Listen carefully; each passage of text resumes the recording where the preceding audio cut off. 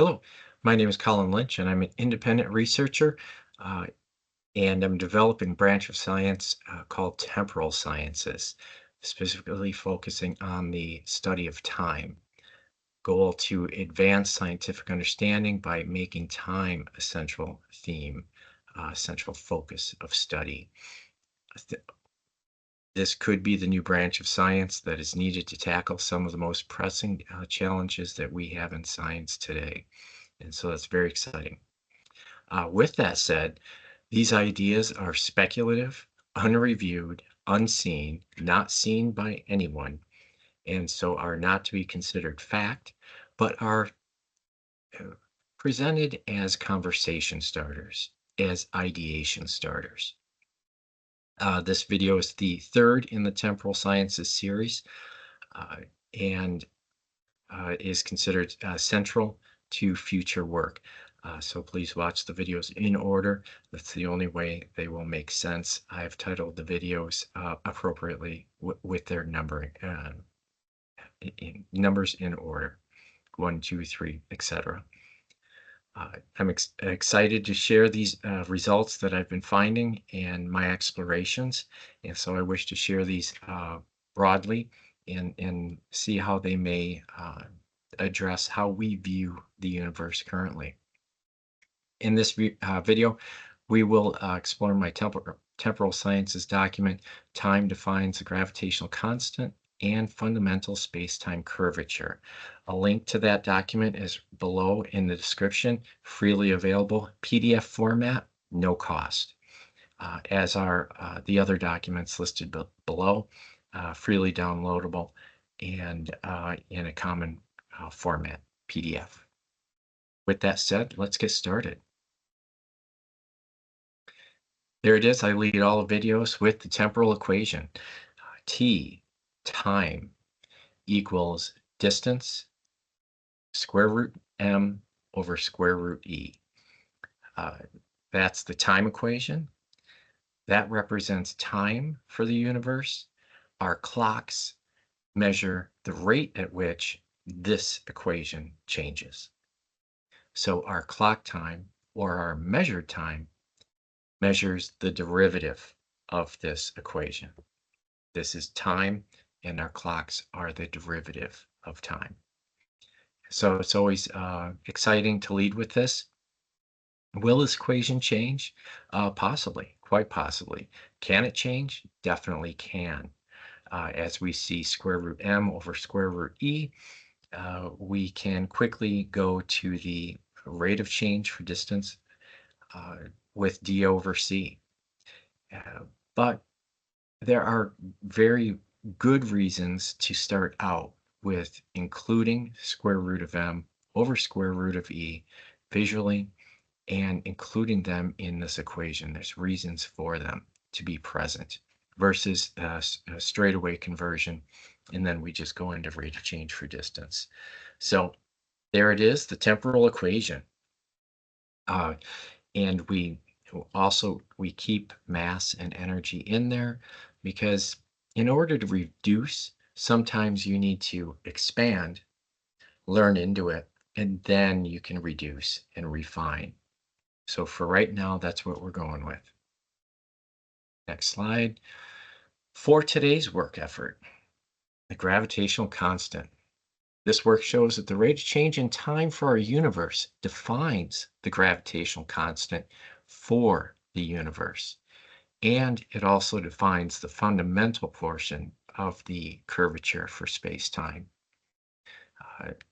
This work can help to remove limits to our current knowledge or perspective on how to address gravity or how to work with it, and may help to increase our comprehensive understanding of how our universe works. So therefore, I postulate the rate at which time changes for a universe manifests as the illusory phenomenon we perceive as an attractive force, such as gravity. So no matter what we call it, we can call it gravity or anything else, it's an illusory force. It actually doesn't exist. It's not a force per se. It's simply the rate at which time changes, which gives us the effect of gravity. So that's what this document addresses. And we'll unpack that. Like the other documents I've offered, we'll leave the core postulate here. We won't immediately address it or unpack the core postulate. We'll work through it as we go through the document. So we'll be walking through the document in the subsequent slides. And again, I call these documents. I don't even call these papers. The links below are to documents, not papers, because if I use the word paper, then they could be remotely confused with a peer-reviewed paper that's published. No, these are documents. These are my brain dumps sharing with you for conversation starters. So let's unpack the rate at which time changes for a universe being an illusory phenomenon that we perceive as an attractive force. Possibly we call it gravity, call it anything else we want. It's not a force. In order to define the gravitational constant for a universe, or specifically our universe, we must start by establishing the time t for that universe. And it's going to be visually brutal, but as we go forward in our work, I will be placing subscripts, double bar U, double bar capital U, so as to separate our variables that we're using in our discussion here today, to clarify that they are attached to our universe. And for example, distance with the subscript double bar U, that's the distance or diameter of our universe, generally accepted as of right now. Time t is not our clock time. It's not a portion of clock time or measured time. Time t subscript capital U double bar U is the time for our universe, of which the rate of which that it changes is our clock time. So as we move through that, we'll also call the rate at which time changes for the universe, which is its differential or derivative, we'll call dt with the subscript capital U, double bar U. And so with that, we arrive at time equals distance, square root of mass, square root of E, all with a capital double bar U to denote that it's the diameter of the universe. It's the time for the universe. The mass is the estimated mass for the universe with a currently accepted value. And the same for energy. So this is just an explicit statement to help us just for this foundations video, just for this one, to help us clarify our difference between the universe time and universe numbers that are generally accepted to anything else, so that we can start to unpack gravity. So we're going to use this equation. We led with it on slide 2 or 3. That's our temporal equation right there, is with a lot of subscripts. We'll move on. In order to do that, in order to establish our current time for our universe, we need to swap out those variables we saw in the temporal equation with their generally accepted values. So we're going to start, we've listed them here on screen. Distance for the universe, 8.8 times 10 to the 6 meters. Mass, estimated mass for the universe, 1.5 times 10 to the 53. I think I've picked 1.5 because it's middle. I think we've agreed on 1.0 to a 2.0 range, so I've picked in the middle. Since foundations 1, I just picked the middle value. Energy then, naturally, through E equals mc squared, we can go with the 1.35 times 10 to the 70 joules for our generally accepted energy value. Now, with our values, generally accepted estimates for our universe, and our temporal equation, we can now start to define the gravitational constant and work through these variables and estimates. Now we need to calculate. We've got these numbers. Now we need to come up with the derivative of universe time, the rate at which the time changes, and that total differential is at the bottom of the slide. So we're going to need that along with the temporal equation and the values you see on the screen, and then put those all together, and then we can start to define the gravitational constant. So we see the total differential right here. We start with dd, the rate at which distance changes, plus rate at which mass changes,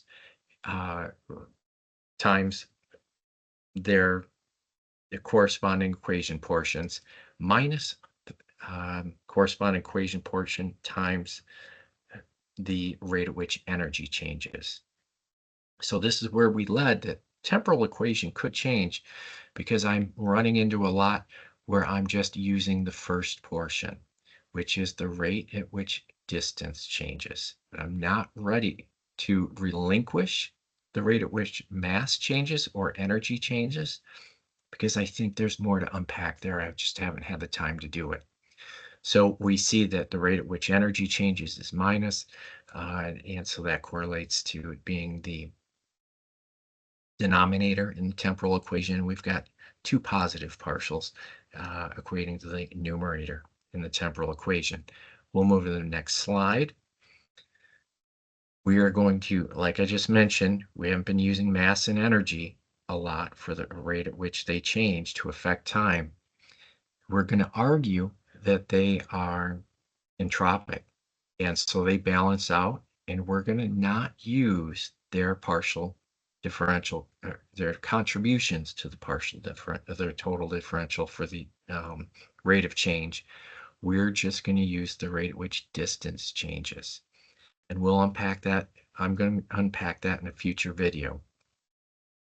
But we're just going to hold the course. We're just going to hold the course right now, and we're going to use the contribution to the total differential for time. We're just going to use the rate at which distance changes.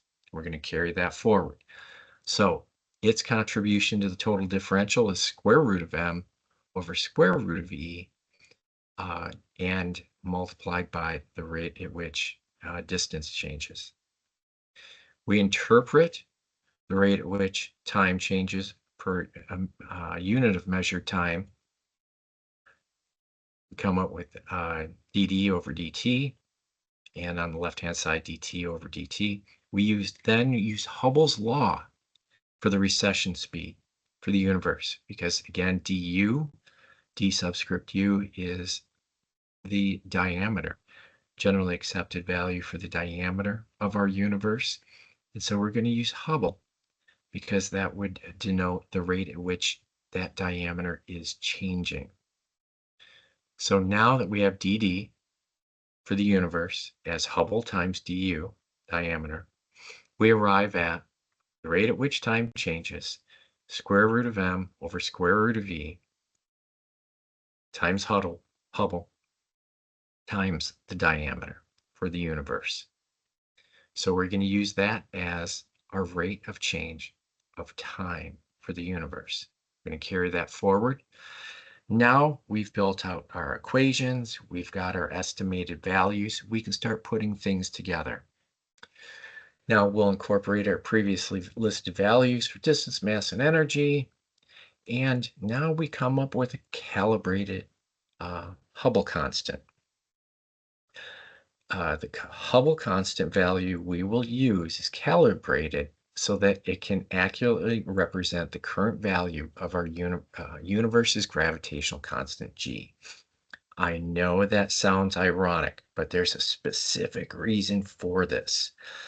So you can consider this calibrated Hubble constant not as, say, mathematical trickery, because we're reverse engineering. What are we doing here? It's This is to explain and clearly show how to define our gravitational constant. With that, we need an accurate Hubble constant. And so has been pre-cooked, and this is calibrated. And this value, I believe this current value for here, it falls almost exactly at the midpoint between shoes and Planck. So it's not wildly skewed. It's not outside of the generally accepted range of values. It's almost exactly at the midpoint, I believe. I can't speak with authority on that, but I believe that's fairly accurate. So now in the future, as temporal sciences it gets developed or potentially used at all, we can start to unpack that Hubble calibration. So for example purposes here today, to show the point that's trying to be made, we're using the calibrated Hubble constant. And it's outside of the Hubble tension, it's outside, it's within the range of the currently accepted values, right at the midpoint. And I already have posted another video which actually uses our known gravitational constant, and then we solve for what the Hubble constant should be at the current estimated diameter of our universe.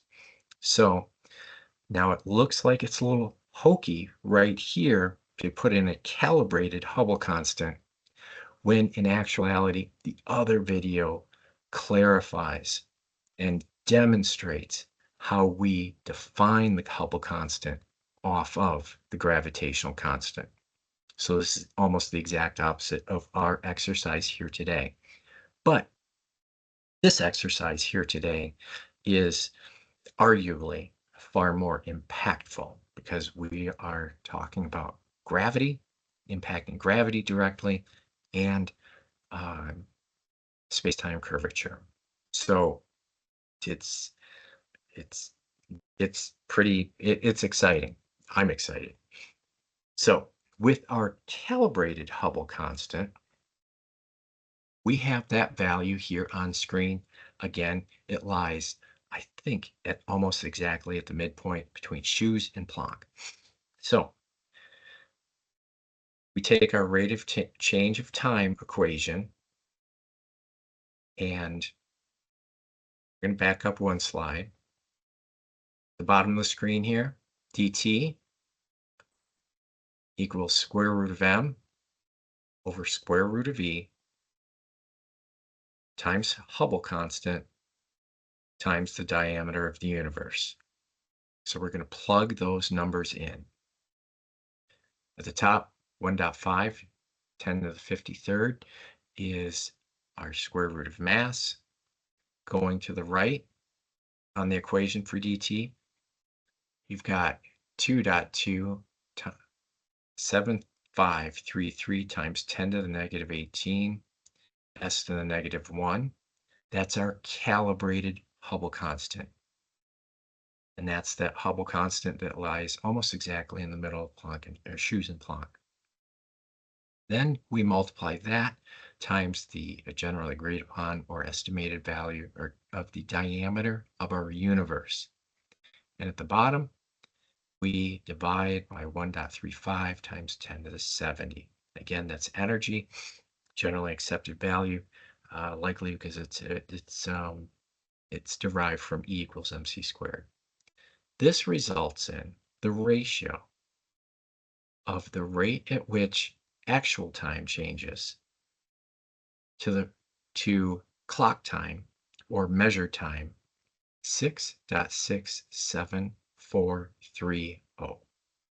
Now, to a lot of you, that number will be very familiar, and this is where things get really exciting. So let me restate.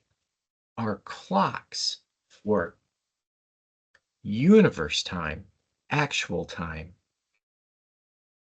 is our clocks measure the rate at which that time changes. So through our mathematical calculations here on screen, we see that for every second of our clocks, time changes 6.67430 seconds. Actual time goes by 6.67430 seconds for every second our clocks measure. And again, that's a familiar number. We'll be touching on that here shortly. Next slide. Now we multiply the rate at which the universe time is changing by a scaling factor. And that will help us produce the Hubble constant. Again, like was before stated for the calibrated Hubble constant, this scaling factor is on my list to unpack why it's needed. However, let's just take a look at it. It's on screen. Scaling factor is 1 times 10 to the negative 11, and then we've got our terms after that. Now, 1 times 10 to the negative 11, well, we can move forward with that. We cannot move forward if our scaling factor was, say, 5.94325, because then not only did we calibrate the Hubble constant to make all this magic work, now we've got this magical scaling factor, and we would just simply be derailed, and this would end. I wouldn't even create this, and I wouldn't have written the document. This scaling factor, if we read it literally, is simply a manipulation of the decimal point. Now, really putting it out there, with a calibrated Hubble constant and a scaling factor, I do still believe there is value in conversation in moving forward. There's value here.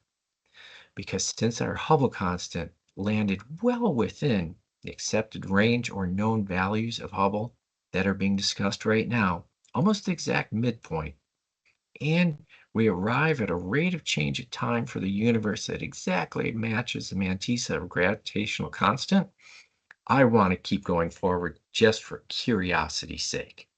So let's take that into consideration, and that'll play out.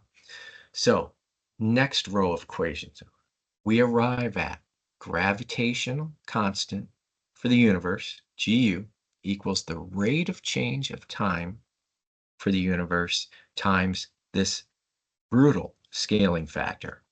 1 times 10 to the negative 11. I'm excited to, in the future, take some time and figure out where that is coming from. But for right now, let's share the excitement of where we're going. Therefore, gravitational constant in the universe equals 6.67430 times 10 to the negative, and all other terms in the scaling factor. Meters, kilograms, and seconds. The above value for gravitational constant exactly matches currently used value or accepted value for our gravitational constant for the universe. Therefore, I postulate the rate at which time changes for a universe is the definition of the gravitational constant for that universe. So if the rate of change of time was any different than 6.67430, then G, the gravitational constant, or another term, gravitational force, or whatever it may be, whatever we may want to call it, would also change and be exactly whatever that rate of change of time is for the universe. So, and that's a big leap, because for relative to the study of time and temporal sciences, gravity is not a force, and it does not exist. It's the rate at which time changes, which is the author and the reason for change in space. and it gives it the appearance that we have a force at play, a force called gravity. It's simply the time component that is changing, and it's not a force. And so that's it. And we'll unpack that and touch that a little bit here on the next slide and in the next slides going forward. So we use the currently established estimates for our universe parameters in our calculations for gravitational constant. Now we can start to unpack what we talked about at the beginning of this video with the square root of m over square root of e. We can reduce that to c. We didn't include the contributions to the total differential for changes in mass or changes in energy. So let's just refine what we did use. We started out with square root of m times the Hubble times distance over e. Then we reduce or substitute square root of m over square root of e with 1 over c. And the equation for gravity was change of time with over clock time. Then we substitute and we arrive at the final equation at the bottom of the screen. Gravitational constant for a universe is equivalent to the Hubble constant times the diameter for that universe times the scaling factor, yet to be researched, if divided by the speed of light, c. So that is the gravitational constant value and the driver behind gravity.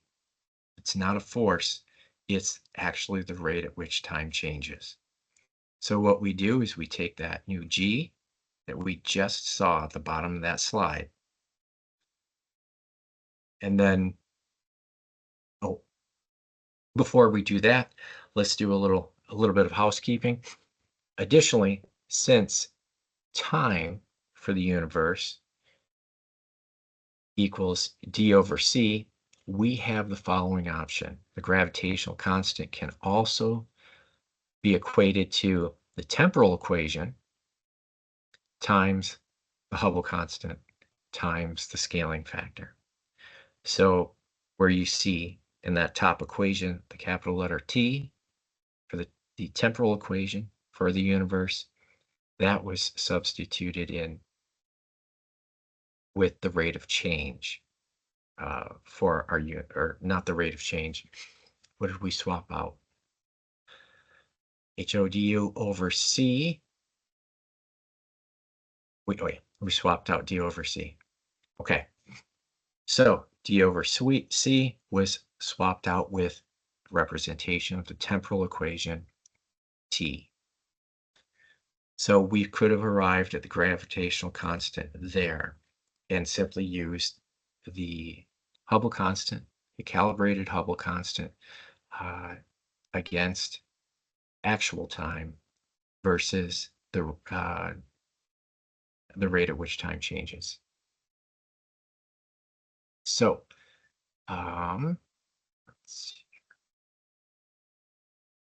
Oh yeah, we do a test here with C being replaced by with square root of m over e being replaced by c, our new reduced equation. And we see we come out a little bit high on the gravitational constant. So perhaps there's some tweaking to be done for our distance, our Hubble, that kind of a thing.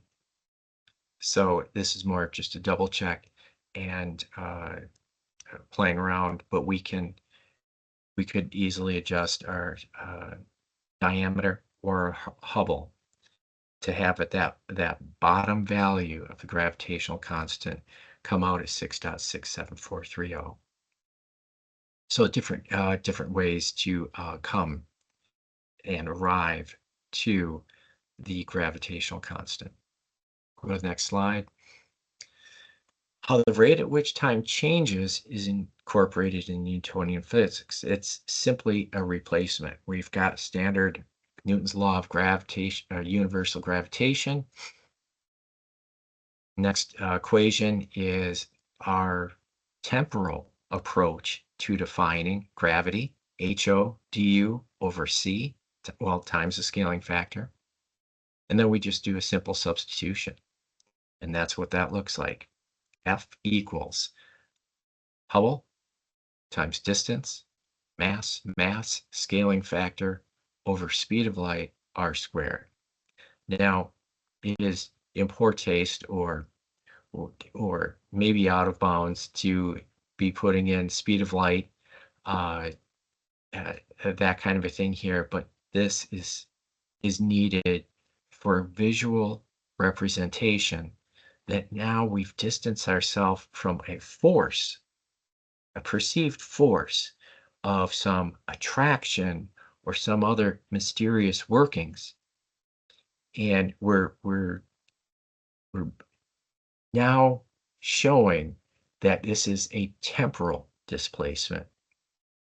It's simply that the rate of change of time, which is not a force, it has impacts or looks like it's a force because of how it's changing, but it simply isn't. It's just the rate at which time is changing is giving us the effect of a force or the effect of gravity. And so that's very exciting. I think that's even with a calibrated Hubble constant or some off the wall scaling factor. Again, it's just to drive that decimal point. So there's no real magic in that number. We are definitely stretching our imagination, but again, we're just having a conversation because I think the real conversation topic here is arriving at the gravitational constant from a temporal displacement point of view. And I think this is just very exciting, very exciting. And so again, the other video that's already out, it already exists, covers off the Hubble constant being defined from the very refined and known gravitational constant, almost going at this work in opposite. And then the scaling factor. So that kind of addresses the calibrated Hubble in the other video. And then the scaling factor, that's a homework item for me. I need to figure out why I need to drive those decimal points, that decimal point so far. So this is just very exciting. I think it is truly a topic of conversation or ideation. It's just something for us to think about. That gravity is not a force. It's temporal displacement, giving the illusion of being a force, giving the illusion that things are attracted to each other. Or if they're not, even with a space-time curvature, which we'll talk about next, maybe it's just a temporal displacement. Let's look at Einstein's field equation. On top here, 8 pi g over c to the 4. And with the gravitational constant, we've got h o d over c and times that scaling factor. And we do a substitution, and let's just take a look at what that looks like. Now we've got 8 pi, g's been replaced by Hubble, diameter, and the scaling factor. And below, we see the impact to the denominator. C4 goes to C5, C to the 5th. And now this is temporally driven instead of a a force. This is the rate of change of time that's driving gravity and can be introduced here. as a substitution. Uh, so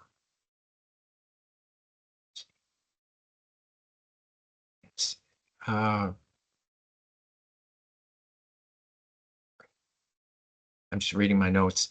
Uh, we're very distance centric, uh, and we do a lot of things to work with distance and explain distance and changes in distance, whether it's gravity or expansion, that kind of a thing.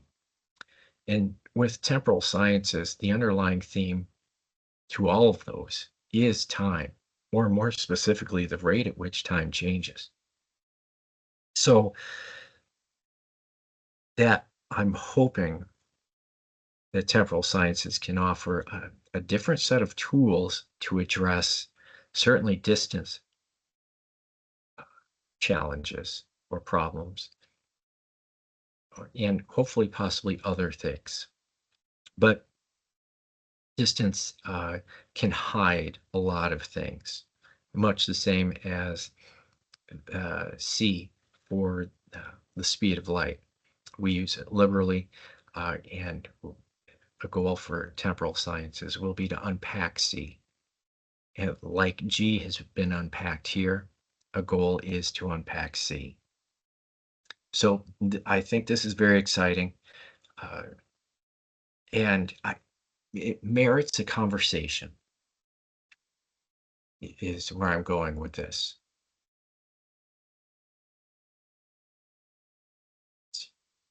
Okay, but that's it.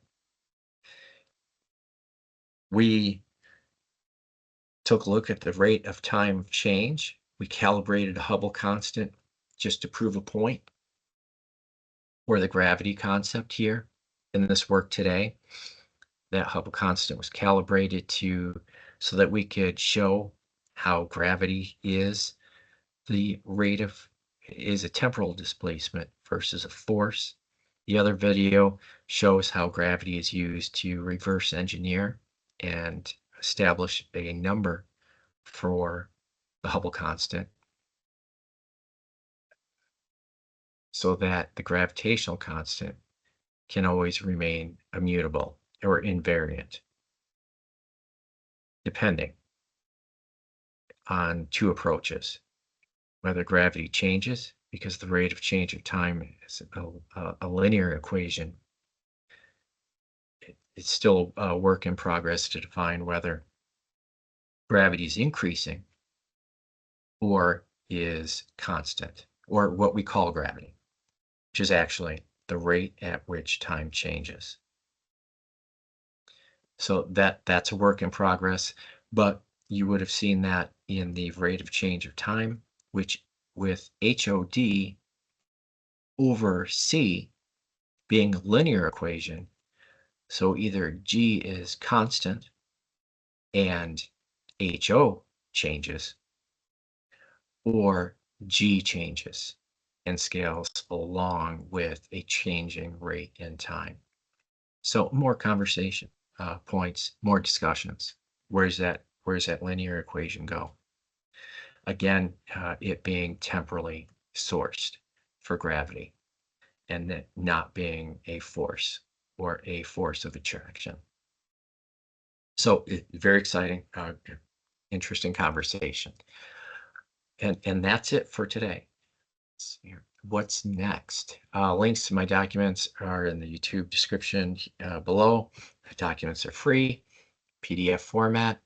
Foundational Temporal Sciences Foundation documents serve best if they're read in order. Time and distance first, universe framework first, and then time and distance, or time defines gravitational constant next. More videos will be coming out soon. Yes, and oh yes, please keep an open mind until you've read all the material, and just have some conversations with your peers or in your own head, and see if this has some interest or possibility. I think it does, so I'm continuing on with my work. A reminder with everything we've said, a reminder these ideas are speculative, unreviewed, unseen, not seen by any other human beings. They are not truth, they are not fact, they are conversation starters, they are ideation starters. They are things to make us talk about a different lens through which to look at how our universe functions and remains in balance with itself at all times. And I'm fully confident that the temporal approach it will offer, it can offer rich rewards and uh, additional tools with which we can unlock the secrets of the universe. And with that, I thank you for your time, and we'll see you at the next video. Thank you.